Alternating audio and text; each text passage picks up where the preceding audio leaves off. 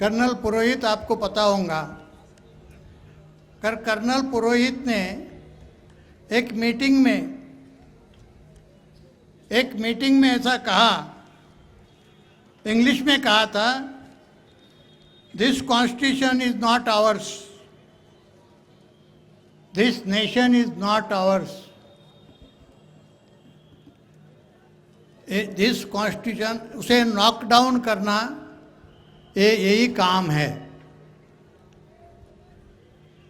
ये वाक्य किस मीटिंग में उसने कहा, उसका संदर्भ क्या था, इस बारे में मैं आपको संक्षिप्त में बताऊंगा। मैं बहुत अच्छा वक्ता नहीं हूँ, लेकिन फिर भी मुझे जो मालूमात है उसके आधार पर मैं आपको बताने की कोशिश करूँगा। ये जो सेंटेंस है, जो वाक्य भी दिखाया गया है कि ये जो संविधान है हमारा संविधान नहीं है, ये राष्ट्र हमारा नहीं है, ये संविधान को तोड़ना यही हमारा काम है। ये वाक्य लेफ्टिनेंट कर्नल पुरोहित ने फरीदाबाद में अभिनव भारत की एक मीटिंग हुई थी जनवरी 2008 में, तो उस मीटिंग में वो ये वाक्य बोला गया था। तो ये अभिनव भारत क्या है?